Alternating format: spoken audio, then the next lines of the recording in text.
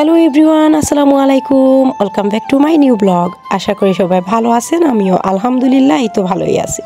আবারও চলে আসলাম দিয়া আলম ব্লগের নতুন আরও একটি ভিডিও নিয়ে আপনাদের মাঝে। তো কাছে এবং দূরে দেশ এবং দেশের বাইরে থেকে এই মুহূর্তে যেখান থেকে আমার এই ভিডিওটি দেখছেন কিংবা পরবর্তীতে দেখবেন, সবাইকে জানাই অসংখ্য অসংখ্য ধন্যবাদ এবং অনেক অনেক ভালোবাসা। তো কথা না বাড়িয়ে ভিডিওটি আমি শুরু করলাম। আজকে আমি আমাদের সিলেটের ঐতিহ্যবাহী একটি বিরন চাল রান্না করব, যেটা আমাদের আঞ্চলিক ভাষায় আমরা বলি এই চালটাকে বিরন চাল, আর এই চালটা শুদ্ধ ভাষায় বলা হয় বিন্নি চাল। তো আপনারা কে কোথা থেকে আমার ভিডিওটি দেখছেন জানি না, আপনাদের এলাকায় এই চালটা কী নামে পরিচিত অবশ্যই আমাকে কমেন্ট বক্সে কমেন্ট করে জানাবেন। তো ফাইনালি আমি এখানে 1 কেজির মতো বিন্নি চাল নিচ্ছি। চালটা ভালো করে ধুয়ে নেব, ধুয়ে সারা রাত ভিজিয়ে রাখবো। যেহেতু এটা আমি বাপে রান্না করব, বাপে দিয়ে রান্না করলে সারা রাত চালটা ভিজিয়ে রাখলে পারফেক্টলিভাবে বাপটা হয়ে যাবে, খুব সুন্দর এবং খুব ঝরঝরে হয়ে যাবে আর কি। তো এখানে আমি ভালো করে নিয়েছি, 2 থেকে 3 বার ধুয়ে ভালো করে ক্লিন করে এবার আমি চালটা ভিজিয়ে রাখবো আর কি সারা রাত। দেখুন এবার আমি সারা রাত ভিজানোর জন্য একদম পানি দিয়ে রেখেছি। তো সকালে ঘুম থেকে উঠে আমি চা নিয়ে চলে এসেছি আমার এই বারান্দায় বসে চা খাচ্ছি। চাটা খেয়ে আমি চলে যাব আমার শখের মাটির চুলা, যেটা বানিয়েছিলাম আমার একটি খুবই শখের রান্নাঘর যেটা বলি আমি, সেটাতে চলে আসলাম। যাই হোক, শখটা ছোট হোক কিংবা বড়, আমার কাছে এটা আমার অনেক অনেক একটি খুবই শখের জায়গা আর কি, আমার এই মাটির রান্নাঘর যেটা বানিয়েছি। তো এই যে এখানে আমি একটু ঝাড়ু দিয়ে নিচ্ছি। ফাইনালি শীতের সকালে গরম গরম বিন্নি চাল আর মাছ ভাজার নাস্তা হবে আজকে সকালে। তো সেই জন্য আমি সকাল সকাল চলে এসেছি এই মাটির চুলায় রান্না করব। তো একটু ঝাড়ু দিয়ে দিলাম। আমার মাটির চুলার আশেপাশেই কিন্তু একটি কলা গাছ, একদম কাছেই। দেখুন কারা কারা খেয়াল করেছেন জানি না, অনেকে হয়তো দেখেছেন কিংবা দেখেননি। এই যে দেখুন আমার কলা গাছটা। তো এখান থেকে আমি একটা কলা পাতা কেটে নিচ্ছি। একটা কলা পাতা কেটে আমার একটু কলা পাতা প্রয়োজন, তো সেই জন্য আমি কলা গাছ থেকে কলা পাতা কেটে নিচ্ছি।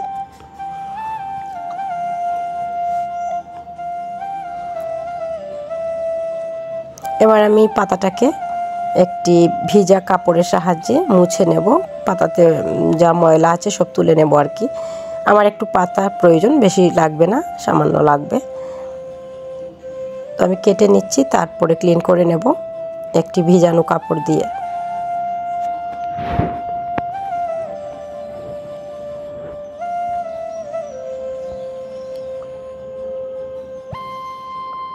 এবার আমি ক্লিন করে নিচ্ছি কলা পাতাটা। তো আমার ভিডিওটি যারা দেখছেন সবাইকে অনেক ভালোবাসা এবং অসংখ্য ধন্যবাদ। আর বিন্নি চাল আপনারা কিভাবে রান্না করেন অবশ্যই কমেন্ট করে জানাবেন।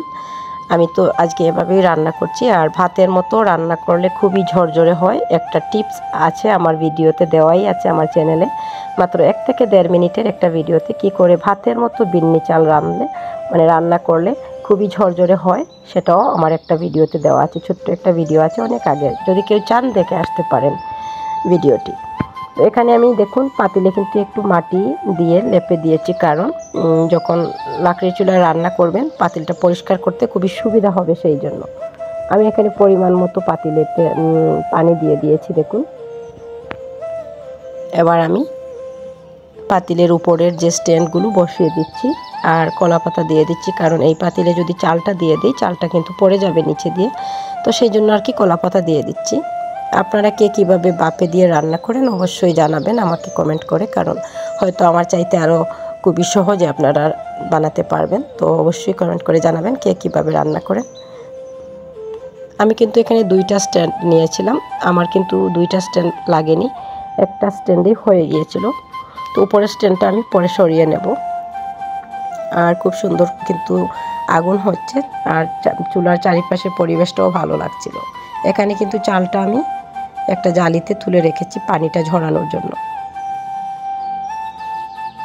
তো ফাইনালি পানিটা আমার কিন্তু চালের ঝরানো হয়ে গেছে। এবার আমি চালটা এভাবেই আপনারা রান্না করতে পারেন। আমি কিন্তু আমার ইচ্ছা মতোই রান্না করছি।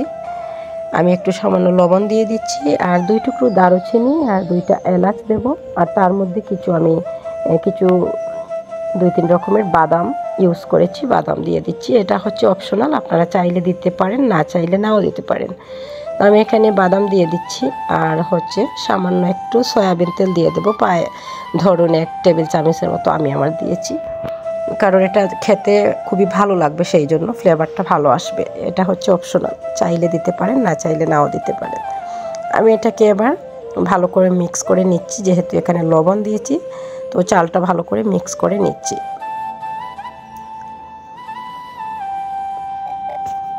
আর চুলায় কিন্তু খুব সুন্দর আগুন হচ্ছে, পানিটা যখন বাপটা এসে যাবে তখনই আমি চালটা দিয়ে দেব। তো ফাইনালি কিন্তু চুলার আগুন দেখুন খুব সুন্দর জ্বলছে আর বাপটাও এসে গেছে, বাপে কিন্তু খুব সুন্দর ধোঁয়া উঠছে, দেখতেই পাচ্ছেন। এবার আমি কিন্তু এখানে চালটা ঢেলে দেব।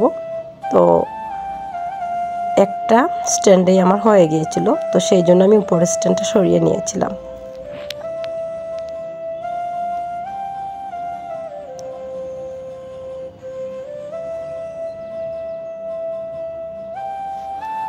তো সব কটা চাল এখানে আমি দিয়ে দিচ্ছি, দিয়ে একেবারে ঢাকনা দিয়ে ঢেকে রাখবো, আর কিন্তু ঢাকনাটা খুলবো না। আর এইরকম রান্না করলে সময়টা কিন্তু একটু বেশিই লাগবে।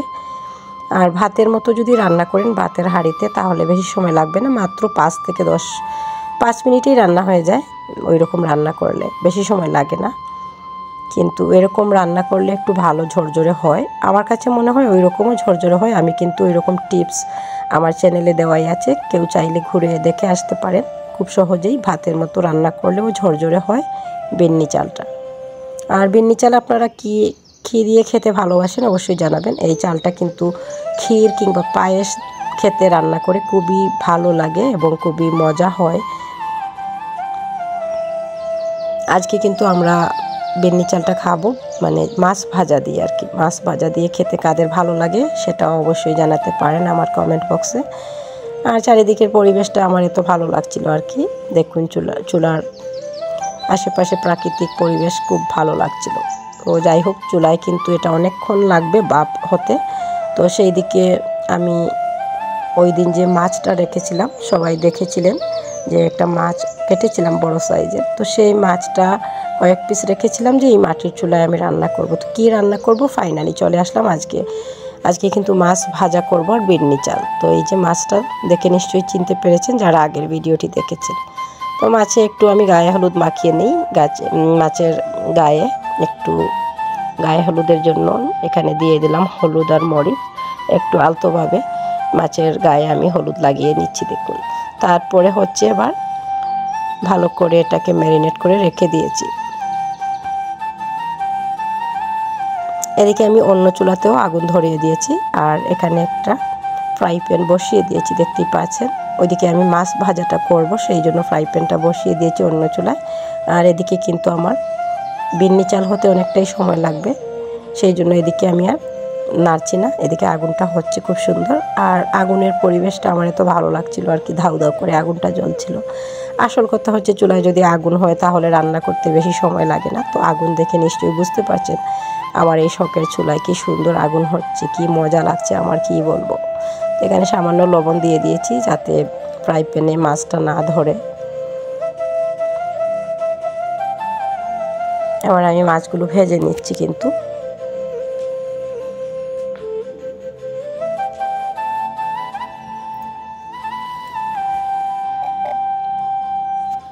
তো আপনারা যারা আমার ভিডিওটি দেখছেন ধৈর্য সহকারে, সবাইকে অনেক অনেক ভালোবাসা এবং অসংখ্য ধন্যবাদ। আমার ফাইনালি কিন্তু মাছ আমি তুলে নিয়েছি, ভাজা হয়ে গেছে অলরেডি। এখানে একটু পেঁয়াজ, কাঁচামরিচ আর টমেটো দিয়ে দিলাম একটু মাছের উপরে দেওয়ার জন্য। এবার কিন্তু আমি আপনাদের সাথে ফাইনালি দেখাচ্ছি কেমন হয়েছিল আমার এই বিন্নি ভাতটা রান্না করতে, কেমন ঝরঝরে এবং খুবই সুন্দর হয়েছিল আর কি। দেখুন, আর ধোঁয়া উঠছে গরম গরম শীতের এই সকালে এরকম একটি বিন্নি চাল দিয়ে যদি মাছ ভাজার রেসিপি থাকে সকালের নাস্তায়, তাহলে জমেই যাবে, বুঝতেই পারছেন।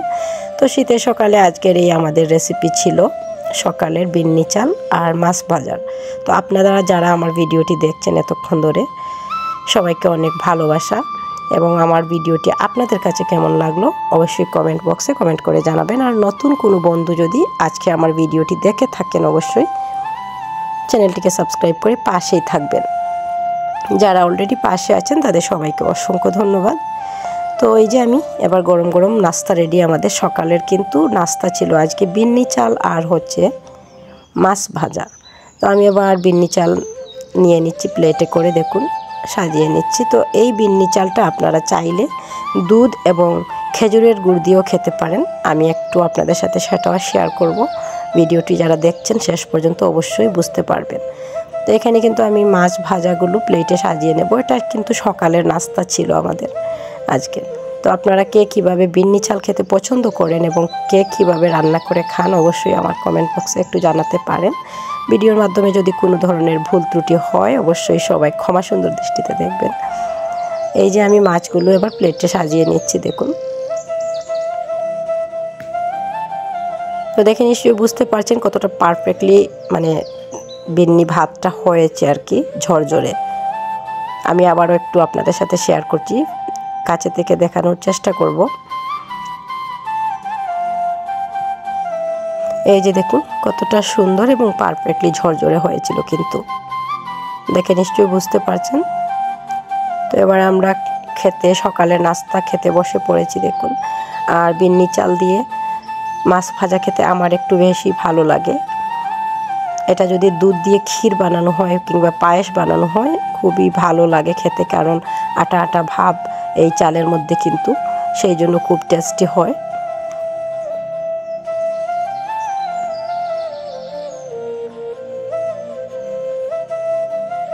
তো আজকের ভিডিওটি আপনাদের কাছে কেমন লাগলো অবশ্যই আমার কমেন্ট বক্সে কমেন্ট করে জানাবেন। নেক্সট আরও একটি নতুন ভিডিও দেখার আমন্ত্রণ জানিয়ে আজকের ভিডিও কিন্তু আমি এখানে এন্ড করব। তার আগে আমি একটু দেখাই, আমার তো মাছ ভাজা দিয়ে খাওয়া হয়ে গেল, একটু আপনাদের সাথে শেয়ার করে দেখাচ্ছি। এই যে বিন্নি ভাতটা, এটা যদি একটু সামান্য দুধ আমি নিচ্ছি এখানে, দেখুন সামান্য একটু দুধ আর একটু খেজুরের গুড়, এটা দিয়ে খেতে এত টেস্টি হয় কি বলবো, মানে আরও ভালো লাগে আর কি। তো আপনারা ইচ্ছা করলে যেরকম ইচ্ছা সেরকম খেতে পারেন আপনাদের পছন্দ অনুযায়ী। তো আজকের আমার এই ভিডিওটি যারা এতক্ষণ ধরে ধৈর্য সহকারে দেখলেন সবাইকে অনেক অনেক ভালোবাসা এবং অসংখ্য ধন্যবাদ। নেক্সট আরও একটি নতুন ভিডিওতে আবারও দেখা হয়ে যাবে ইনশাআল্লাহ। সেই পর্যন্ত সবাই ভালো থাকবেন, সুস্থ থাকবেন এবং নিরাপদে থাকবেন। আর সবসময় সবাই দিয়া আলম ব্লগের সাথেই থাকবেন। দিয়া আলম ব্লগও সবার সাথে আছে এবং থাকবে ইনশাআল্লাহ। তো নেক্সট ভিডিও দেখার আমন্ত্রণ জানিয়ে আজকের ভিডিওটি এখানে এন্ড করলাম। আল্লাহ হাফিজ এভরিওয়ান, আসসালামু আলাইকুম। Thank you for watching my video.